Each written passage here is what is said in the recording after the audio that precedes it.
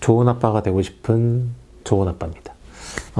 주변에 이제 저는 그 시험관을 통해서 이번에 이제 아이를 얻게 됐어요. 이제 아이가 18주 차가 되었는데, 출산율이 우리나라가 되게 낮잖아요. 그래서 저도 주변 분들이 임신에 대해서 관심이 없을 거라고 생각을 했는데, 막상 제가 시험관을 통해서 임신을 한 거를 주변 사람들이 이제 알게 되다 보니까, 저한테 굉장히 많은 질문들을 하게 되더라고요. 우선, 왜 시험관을 하게 됐는지부터, 그리고 시험관을 할 때 얼마가 들었는지, 그리고 어떠한 준비 과정이 필요했는지 등등등등 관련해가지고, 질문을 주시는 분들이 많아서 오늘은 간략하게, 시험관을 왜 하게 됐고, 시험관을 그리고 어떻게 준비했는지에 대해서 한번 짤막하게 한번 이야기를 해보도록 하겠습니다.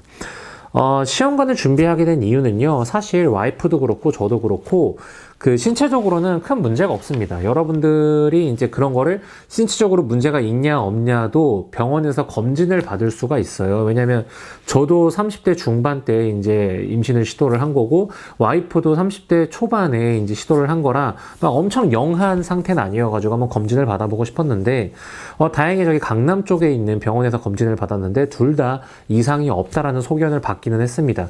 그렇게 자연임신을 시도를 했는데 자연임신도 그냥 한 게 아니라 이 병원에서 날짜를 점지해줘요. 그래서 점지해주면은 그때에 맞춰서 이제 시도를 하는 건데 왜 시험관으로 가게 됐냐면 이제 자연으로 저희가 거의 한 1년 가까이 시도를 했던 것 같아요.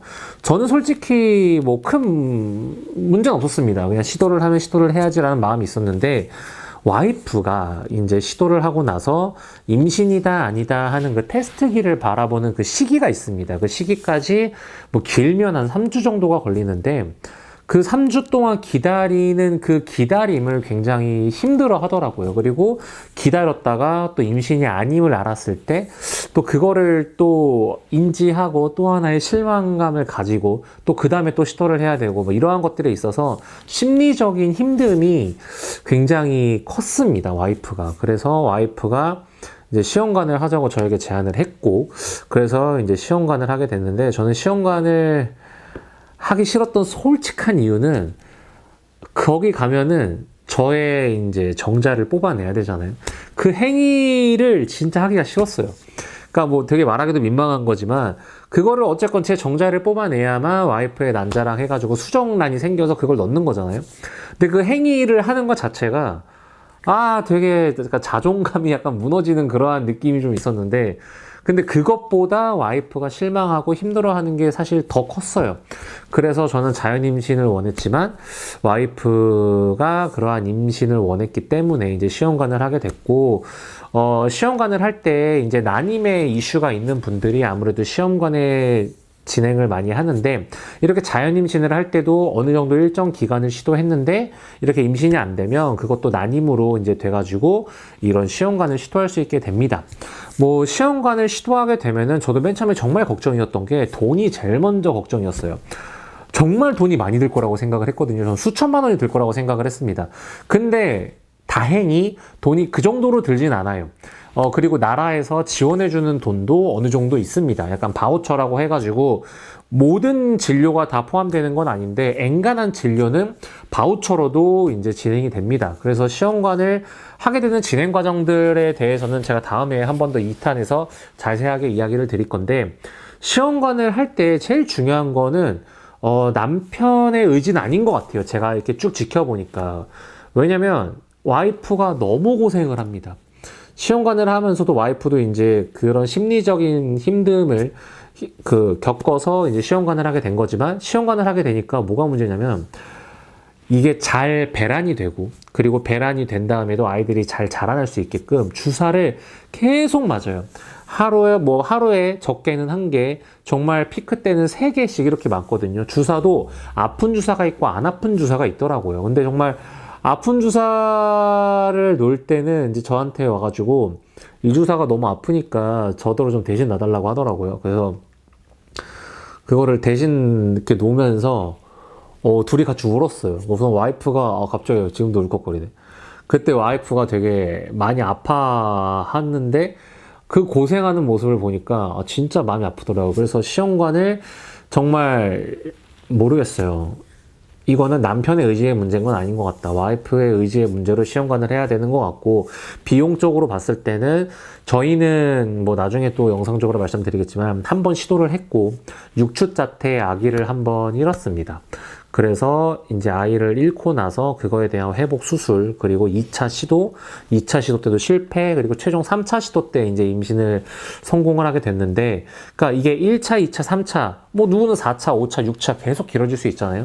그러다 보면은 돈이 늘어나긴 하겠지만, 한 번 시도하는 데 있어서 제가 지금까지 생각해 봤을 때는 뭐 초음파 검사니 뭐니 진료니 뭐니 해가지고 넉넉하게 한 200만 원 정도를 이제 보고 잡고 가시는 거를 추천드리고 싶다. 물론 돈이 더 많이 들 수 있지만 기본적으로 그 정도가 드는 것 같다. 뭐 주사기 값, 진료 값, 그리고 초음파 진단 값, 뭐 그 위에 이제 복용해야 되는 약 값, 뭐 이런 거 다 해가지고 남편도 복용을 해야 되는 약도 있어요. 그래서 나중에는 남편분들이 어떤 식으로 준비를 하면 좋을지에 관련해가지고도 제가 한번 디테일하게 이야기를 드리고 싶은데, 어쨌건 기본적으로 저희는 이제 그렇게 시험관을 도전을 했고 거의 1년 정도 똑같이 이것도 한 1년 정도가 걸린 것 같아요. 왜냐면 임신을 처음에 시험관을 시도했고 그 다음에 착상이 됐고 한 6주 8주 기간에 이제 첫 번째 임신의 성공과 도전 실패가 있었고, 그리고 나서 이제 지금의 18주 이제 딱